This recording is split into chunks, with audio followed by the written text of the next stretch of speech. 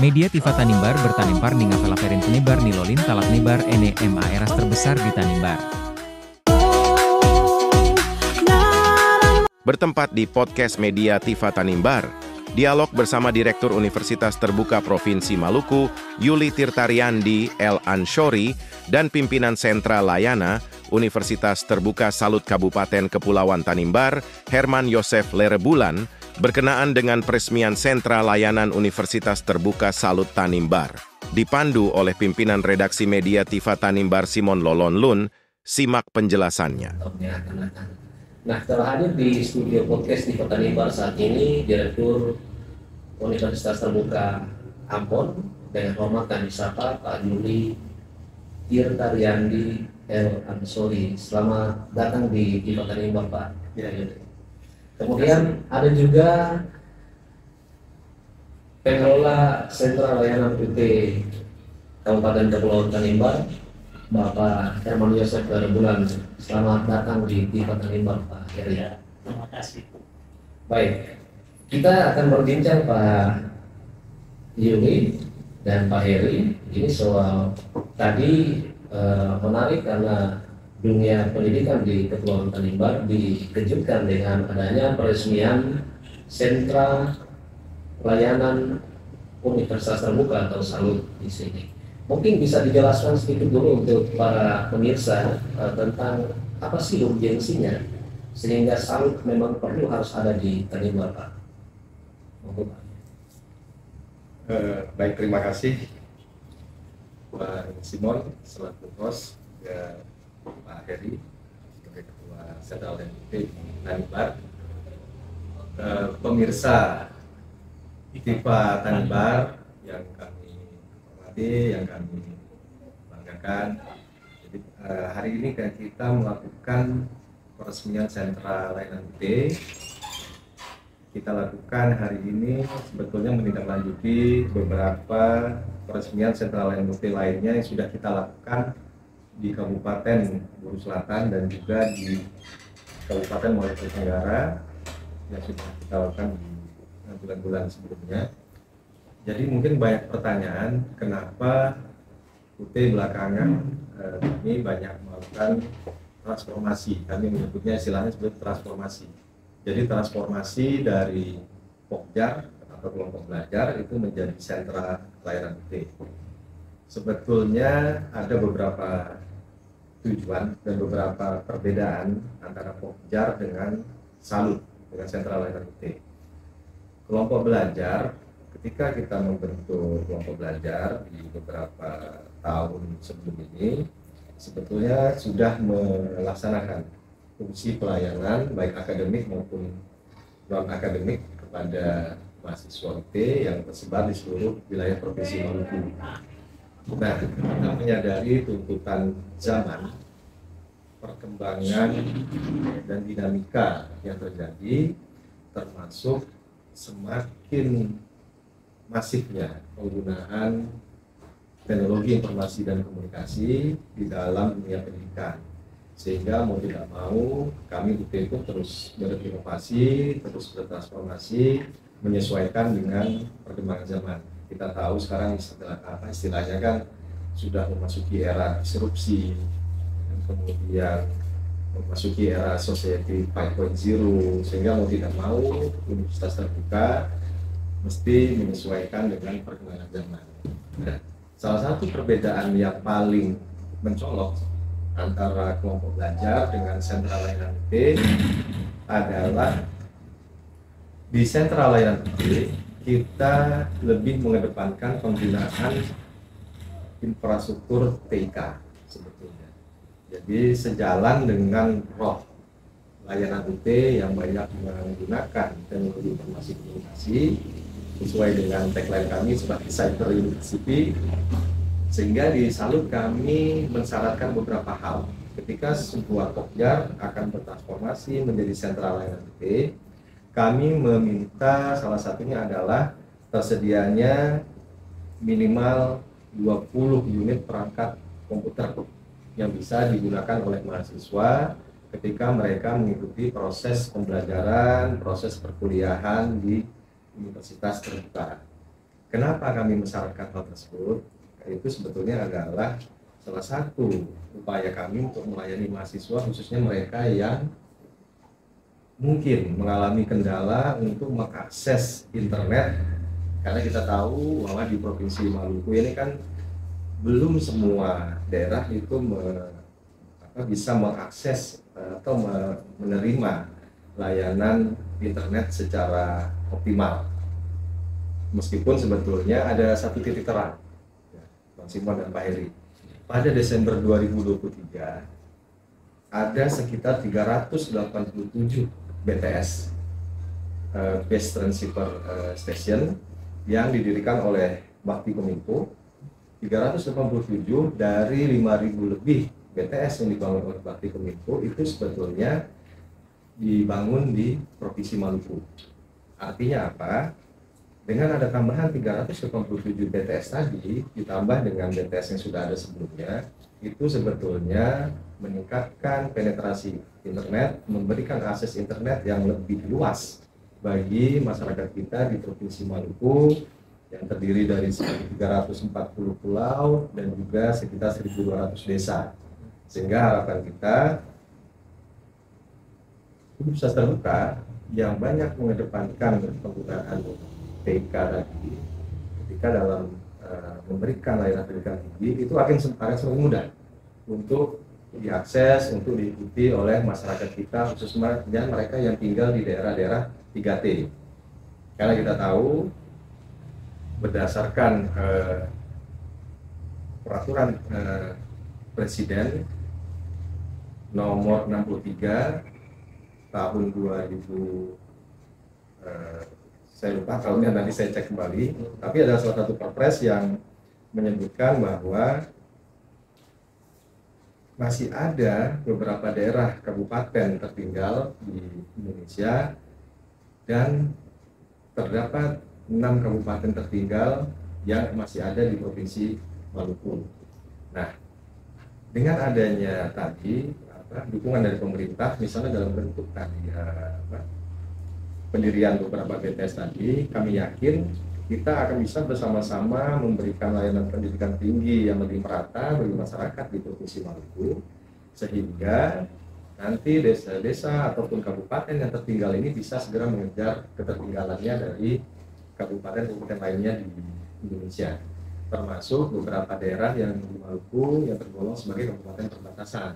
Salah satunya adalah KKP, karena kan berbatasan langsung dengan Australia. Nah, dengan pendirian Salut ini kami berharap mereka yang selama ini mengalami kendala dalam mengakses layanan pendidikan, khususnya karena kendala internet tadi, itu nanti bisa memanfaatkan layanan yang kami sediakan di Sentral MUT Tanimbar yang digawangi oleh Pak Heri dan teman-teman.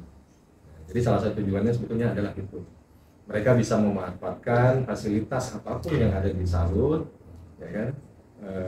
Entah itu mau mengakses layanan online learning UT ataupun hal-hal lain yang terkait dengan pembelajaran yang mereka ikuti selama berkuliah di UT. Seperti itu. Memang dengan penjelasan Pak Yuli tadi, maka sudah jelas bahwa ada perbedaan antara sentra pelayanan UT dan kelompok belajar ya. Ini ada peningkatan. Tapi kemudian dalam rencana strategi ke depan untuk penambahan fasilitas penunjang untuk Salut, apakah ini menjadi tanggung jawab dari Salut ataukah memang ini menjadi tanggung jawab dari UPBDJ Ambon? Baik, sebelumnya saya ralat, kami tidak lagi menggunakan istilah UPBDJ karena semenjak UT menjadi perguruan tinggi negeri berbadan hukum di bulan Oktober 2022, kami tidak lagi menggunakan nomenklatur UPBDJ. Jadi semua kantor regional yang tersebar di 40 wilayah, semuanya sekarang itu menggunakan sebutan UT daerah X misalnya. Nah, misalnya kita di Ambon itu menggunakan istilah UT daerah Ambon. Tapi biasanya kita tidak lagi menggunakan kata-kata daerah, tapi biasanya langsung ke Ambon gitu. Nah, ketika sebuah pokjar berubah menjadi salut, sebetulnya di situ dituntut adanya sebuah kemandirian. Artinya beberapa hal yang harus dipenuhi oleh salut itu menjadi ikhtiar, menjadi tanggung jawab dari salut sendiri. Beda ketika misalnya masih menjadi kelompok belajar.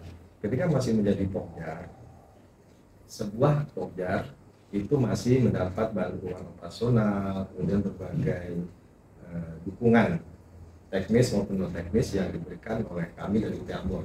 Tetapi setelah menjadi salut, semua berbagai aspek pembiayaan agar sentral layanan UT ini bisa memberikan layanan terbaik itu hampir 100% nanti menjadi tanggung jawab dari salut sendiri. Ya, seperti soal pembiayaannya juga memang harus ditanggulangi oleh salut. Betul, karena di dalam perjanjian kerjasama itu semua tertuang apa yang menjadi hak dan menjadi kewajiban dari salut. Tapi tentunya untuk salut-salut yang baru berdiri seperti di Tanimbar tidak akan kami lepas langsung 100%. Pasti ada beberapa hal, beberapa aspek yang tetap dalam supervisi kami dan mungkin tetap butuh dukungan teknis maupun dukungan non teknis dari kami di UT Ambon. Ketika nanti misalnya sudah kami anggap sudah bisa mandiri 100%, baru nanti kami lepas. Tetapi tetap terikat dalam sebuah perjanjian kerjasama, artinya ada rambu-rambu yang harus dipatuhi oleh salut selama memberikan pelayanan kepada mahasiswa UP dan juga kepada para pemangku kepentingan terkait. Sempat dijelaskan Pak Yuli tadi bahwa di Maluku sendiri sudah ada 3 salut ya. Iya. Pertama di Maluku Tenggara, kemudian di Seram, Di Buru Selatan. di Buru Selatan, lalu terakhir di sini. Adakah daerah-daerah lain yang sedang dalam tahapan persiapan atau memang untuk sesuai standarnya memang belum ada, hanya baru 3 ini di Maluku Pak? Dalam proses sekarang ini, Bang Simon, ada beberapa kelompok belajar yang segera kita naikkan statusnya menjadi salut. Mungkin dalam waktu dekat adalah di Kabupaten Kepulauan Aru, di Dobo, kemudian di Namlea, setelah itu di Maluku Baradaya. Itu yang menjadi prioritas kita tuntaskan dalam 1-2 bulan ini. Kemudian yang sedang kita kebut juga untuk segera bertransformasi dari pokjar menjadi salut, itu ada di Seram bagian timur, Seram bagian barat, dan juga di Masohi. Tapi itu di tahun depan. Kita targetkan paling lambat di akhir Desember atau di awal Januari semua sudah bertransformasi menjadi salut. Karena ini sudah menjadi sebuah kebijakan, sebuah keputusan dari pimpinan di pusat bahwa semua pokjar itu harus bertransformasi menjadi salut paling lambat di 31 Desember sebetulnya. Tapi mungkin kita lihat kalau nanti pengajuan untuk transformasinya itu terjadi di akhir Desember, ya mungkin kita berikan toleransi lah nanti untuk kita resmikan sebagai salut itu mungkin di awal Januari. Pak Heri, mungkin Pak Heri bisa menjelaskan sedikit dulu. Hari ini diresmikan sebagai salut. Selama ini kan pokjar. Dari sisi ketersediaan fasilitas penunjang, memang ini sudah layak. Karena justru karena dengan tersedianya fasilitas itu, maka ditingkatkan menjadi salut. Nah, apa saja yang perlu untuk ditingkatkan dalam waktu dekat? Adakah kekurangan-kekurangan yang perlu dibenahi, Pak? Ya, terima kasih. Jadi keberadaan pokjar Saung Laki itu sudah 22 tahun. Dalam evaluasi perkembangannya, kita pernah uji coba untuk calon salut selama 2 tahun. Dan hal itu kita mulai benahi secara bertahap, baik dia punya ruang pertemuannya, ruang pelayanan administrasinya, termasuk yang belum kita penuhi adalah pengadaan komputer sesuai kebutuhan, harusnya 20 dulu untuk ini. Tapi kita belum punya, kita masih sementara dalam proses pengiriman barangnya. Maka itu kita sesuai dengan kebijakan yang diberikan oleh UT Ambon dan pusat bahwa kita bisa mengadakan surat perjanjian kerja dengan sekolah-sekolah yang punya ICT. Maka untuk di Kepulauan Tanimbar kita kerjasama dengan SMA SMK Negeri 6 Saumlaki, dan kita sudah 2 tahun 3 tahun terakhir ini selama uji coba kita cukup berhasil untuk mengadakan ujian online untuk secara menyeluruh bagi mahasiswa, karena ada ketersediaan komputer di sana sekitar 60 buah, cukup untuk 3 ruang. Tapi secara bertahap sesuai dengan apa yang diamanatkan dalam surat perjanjian kerja dengan universitas terbuka, dalam 1-2 tahun terakhir kita harus memenuhi jumlah 20 itu sebagai standar pelayanan administrasi bagi mahasiswa. Dan saya rasa bahwa target itu kita akan bisa penuhi. Jadi Itu berarti sepanjang ini tidak ada kendala yang berarti dalam pelayanan pada mahasiswa. ya, pelayanan mulai dari registrasi sampai ujian ini, karena kita sudah 20 tahun selama ini kita adakan konsolidasi, konsultasi, komunikasi dengan universitas terbuka baik di Ambon maupun di Jakarta, maka itu tiap tahun itu kita adakan inovasi. Maka itu universitas terbuka melalui Pokja Saumlaki naik status ke salut, ini sebuah berkat besar untuk kami. Jadi terima kasih untuk dukungan dari Pak Pakem selaku Wakil Rektor 3 yang pernah jadi Direktur di Ambon yang mendorong kami, dan terakhir Pak Yuli yang dengan cepat begitu sudah 2 tahun 2 kali ke Saumlaki untuk memberikan apresiasi dan dukungan untuk kami.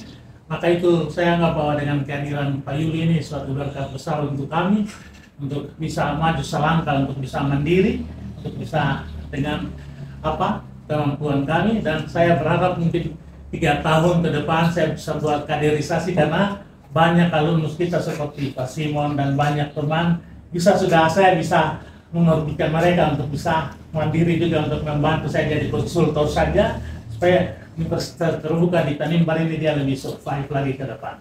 Jadi saya anggap bahwa selama ini konsultasi, koordinasi, komunikasi kita cukup baik, maka saya berani untuk mengangkat Pokja menjadi Salut Tanimbar, dan insya Allah bahwa pemerintah daerah sangat mendukung tadi dengan kehadiran untuk peresmian tadi. Jadi demikian. Informasi seputar baru saja dilakukan peresmian sentra layanan universitas terbuka di Kabupaten Kepulauan Tanimbar, dan ada rencana yang luar biasa yang bisa membantu mempermudah tugas-tugas pelayanan pemerintahan di desa oleh para kepala desa dan pemerintahan desa di Kabupaten Kepulauan Tanimbar. Mungkin sebagai hal terakhir, sebagai hal penting juga, katakan sebagai justifikasi terhadap kehadiran UT ini sendiri, sebab mungkin banyak pemirsa juga yang belum mengenal UT. Bahkan kalau ini kaitannya dengan para kepala desa yang ada di pulau-pulau terluar, mesti mengenal eksistensi dari UT itu sendiri. Mungkin bisa dijelaskan, Pak. Baik. Sebetulnya salah satu tujuan utama ya ketika UT didirikan pada tahun 84 itu adalah memberikan pemerataan akses pendidikan bagi siapapun. Artinya kita menyelenggarakan pendidikan yang inklusif, Mas Simon dan pemirsa Tifa Tanimbar. Inklusif artinya bagi siapapun, tidak ada batasan, tidak ada batas usia, ya kan, baik mereka yang baru lulus dari SLTA ataupun yang sudah lulus dari SLTA-nya 10-15 tahun yang lalu pun dan baru terpikir untuk kuliah, itu tidak ada masalah kalau UT. Nah kemudian yang pasti kalau untuk diploma dan sarjana itu kan tidak ada tes masuk. Di kita tidak ada tes masuk. Artinya kami memberikan kesempatan termasuk bagi saudara-saudara kita para aparatur pemerintahan desa yang ada di wilayah 3T, di wilayah perbatasan, semua tetap bisa kuliah di UT. Semua tetap bisa kuliah dan sebetulnya tidak akan ada kendala jarak ataupun waktu buat Simon jika mereka menjalani perkuliahan di UT. Jadi dengan berbagai fleksibilitas yang kami berikan, sebetulnya tidak ada kata sulit ataupun tidak bisa. Ya. Kalau misalnya mengutip kata anak muda sekarang kan aku tidak bisa Yura gitu ya.